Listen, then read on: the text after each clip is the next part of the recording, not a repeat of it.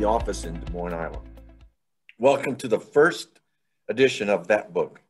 This is a time where we, together with you, explore knowing God and advancing missions. Advancing missions, that's right. So my deal is to know knowing God. That's the part that I'm going to be fellowship with you about. And Don's job is the advancing missions. Advancing missions, that's right. So we have this great community of people in Time Ministries, and we're very well bonded together and doing the work of the Lord, you know, and trying to get the gospel out in the Latin American world that we work in. So we work in Mexico, Cuba, Haiti, the Dominican Republic, and of course, the United States.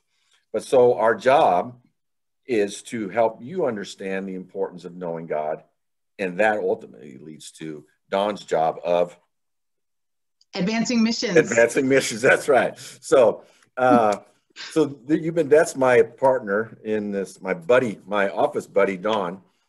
So she is going to tell a little bit about herself and why she's so interested in missions. That's you. Well, that's me. Okay. My name is Dawn Frederiksen. Yeah, she's a development director. Yes, I am the development director at Time Ministries. 16 years old. I've known you since you're about 16 years old. Yes, okay, you have. I'm sorry, go ahead. Okay, okay. And you keep hiring me for this is the fourth time you've hired me.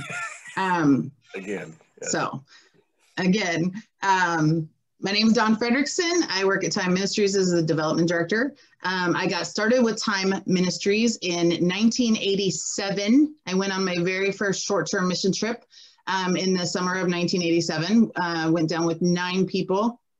And it changed my life. Seeing people that needed the gospel, and just helping them build a church or helping them get food or whatever. It just changed my heart towards making sure that people had heard the gospel of Jesus Christ.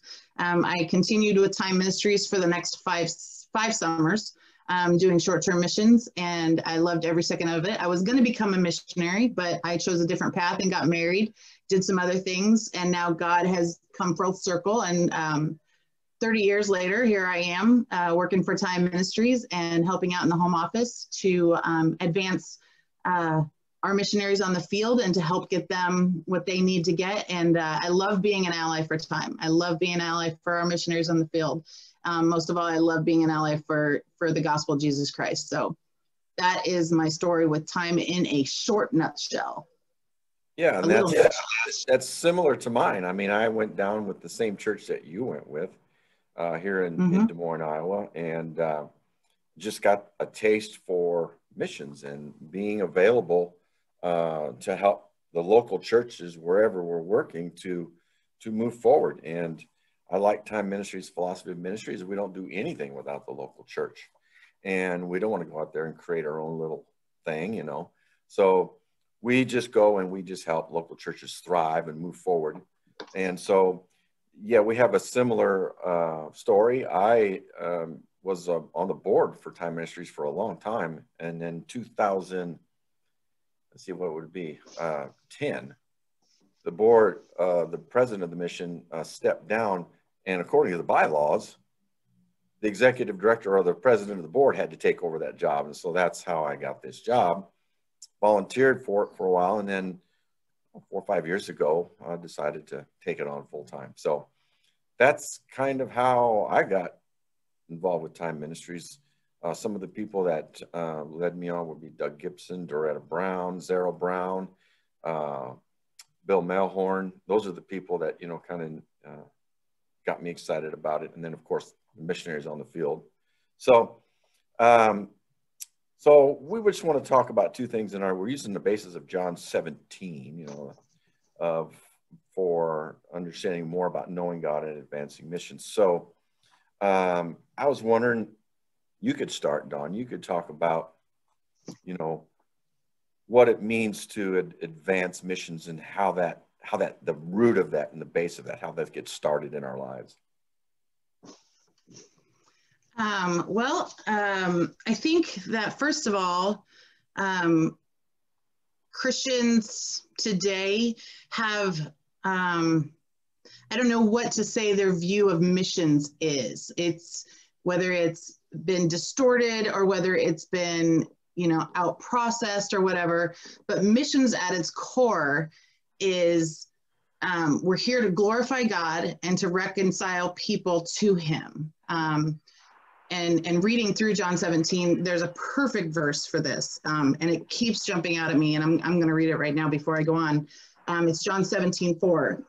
And this, the whole chapter is Jesus's prayer. It's the one chapter where we get to hear Jesus's heart and hear his prayer to the Father. And in verse 4, he says, "I have glorified you on the earth by completing the work you gave me to do." First of all, that verse makes me reflect and think, you know, what have I been created to do? And the answer to that, we've been created to, again, glorify God and reconcile people to him. And that is done through experience. And experience comes from missions. You have to experience it. You have to be trusting God, and you have to know God, and that's what you're going to talk about. But you have to experience it. You have to get out of your comfort zone to do it. But really what it is, again, it's glorifying God and reconciling people to him. And some people take that as, oh, I have to go far away, or I have to go here, or I have to go to this really dangerous place. Really, mission starts in your heart, honestly, and it starts at home. It starts with the people that you're around. I mean, if you read the rest of this, you know, Jesus was technically the first missionary. He got, you know, God sent him here to glorify him and to reconcile people. And he started with a group of 12 who turned into thousands, who turned into more, who turned into more. So it starts in your heart. It starts with a mission to reconcile people to God. And then it just grows. It snowballs from there. So you can start where you're at. You can start in your home. You can start in your school. And then you step out and you take a short-term mission trip and you go for a couple weeks and you get to see a land where the gospel is not preached, a land where it's not even free sometimes to know the gospel or to have the gospel in your hands. And then you go, sometimes people are called to go full-time in their life. So advancing missions and teaching people that, I mean, missions is what we're called to do. And I fully believe in that. And I fully believe everybody has a part in that. And I think going back to verse 4, you know, what have you been given to do? Learning that first and foremost, and following that and following God into that is where we need to begin to advance missions. Yeah, and that can be, like you said, can be done anywhere. Our first and foremost important ministry that we have is to God. And this is kind of the transition into knowing God, because that's first of all, the most important ministry that we have is to get to know God. And so when we talk about what does it mean to know God here, it's not that complicated, but it's kind of hard to execute at times. But so we all have this need and should have a need to explore as followers what Jesus has given us to do according to his plan. So each of us, all of us, we have a 30,000 feet view of God. We get that when we go to church and we have Bible study, when we read the Bible, and the things that we understand. We have these abstract things about God that we understand, and they excite us and they reveal to us who he is, and they keep us moving forward as followers of Jesus.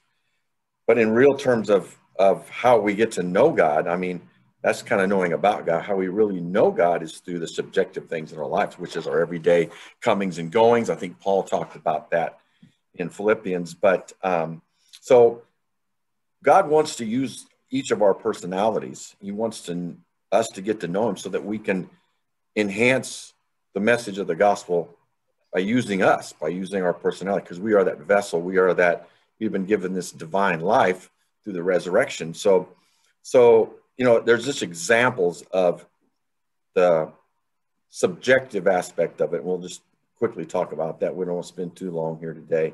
But the examples are the apostles, you know, John, Paul, and Peter. So real quickly. You know, John's main concern was the family. He wanted to protect the family of God. He wanted to know the family of God, to know God so they could feel like they're part of the family. So in the subjective every day, that's what he did. That's his personality. Was his lean.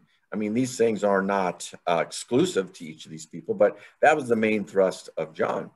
Paul, he was this dude who gave structure to the church. He said, this is how you do it. This is the wrong way. This is the right way.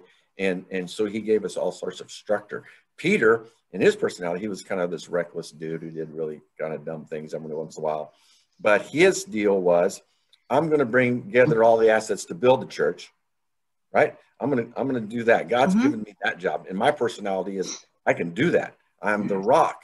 You know, I'm the little rock. He wasn't the big rock. He was the little rock. But so those are kind of the things we're talking about when it's subjective. And you only get to do that, to know God on those terms, by being with God and then doing for God.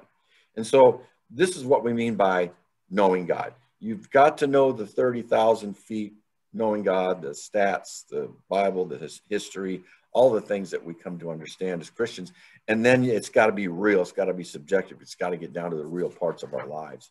So this is what we talk about in knowing God. And we're going to talk about this further at the next episode of that book. We call it that book because we're getting all of our inspiration from the historical writings of God, the Bible. That book.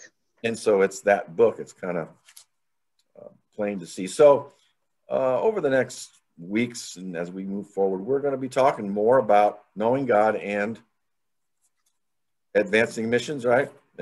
Yes. Right, Dawn? I'm sorry. Yes, I'm absolutely. responsible. My half is knowing God, and yours is advancing missions. Yeah. You got to work on that Q. You're not so good at that. We'll work on that together. We'll work on that together. This is our first time. It's interesting. It is interesting. The people that you mentioned, Peter, Paul, you know, all those people, they advancing missions almost came. It's like they had a revelation and knew God. Well, for Peter, I guess he knew God and then did missions, but like Paul was blinded. And God revealed himself to him, but he started doing missions as he was learning God, as he was knowing God. So they're so intertwined, that experience, that mission, that calling, what you're given to do by just holding it out in front of God and knowing who he is and that he is going to move you forward. Sorry. Well, that's okay, because I think it's amazing. Yeah, in that same part of John chapter 17, I think it's the first 13 verses, it talks about, it just talks about through the resurrection of Jesus, you know, there's the divine life broke through humanity through the resurrection of Jesus, which means everybody had access or gets access to the knowledge of knowing Jesus, right? And then so the next thing is, well, who? Well, the ones that God chose are the ones that are going to get access to the kingdom and go to and to live with him. However, we've got to play the odds games that God lays out, which is we got to tell everybody so they can choose, you know? So it's like Vegas odds, man, we got God odds. We got to go out and we got to tell everybody, and the odds are in God's hands. So, but the point is, absolutely, we got to get out there and tell so that they can 100% make their choice, and God can do his thing, which is the funnest thing to watch, is to watch God do his thing. So, you know, knowing God fuels going for God, you know. The more you know, the more you go. Those are kind of some slang words, you know, some sayings. That was awesome. Yeah, I like that one. The more you know, the more you go. So there you go. Yeah. So anyway, so some of the up and coming events, you know, at Time Ministries coming up is, of course, is our Founders Day, June 1 through 4, and this is where we're celebrating Be an Ally, and we are asking for you out there who support Time Ministries and who don't support Time Ministries to look at being involved with Time through prayer, through giving, or just going on a trip. And So we're kind of ramping things up again from the COVID. And so we would enjoy that you watch us. The whole month of May, we're promoting it. And then June 1 through 4, we'll have different events. And then, of course, there's a church from here in Des Moines, the Mission Church, who's going on a trip in June. So we're excited about that. And we had a group from Salem and go in the spring. That was a big group. So God's doing things. And so we would just challenge you that as we move along together, that you will take up the challenge of knowing God and advancing missions. Advancing missions. Now we're on the same page. So, anyway, that's kind of the first, that book. We appreciate you dropping in and saying hello to us. And we'll see you again, maybe once a week. It just depends on how it goes, you know. You just don't know, you know. You just don't know. Anyway, thank you for joining us. Dawn, say goodbye. Thank you and goodbye. Love you guys. Talk to you. Be an ally. I guess we can leave with that. Thank you.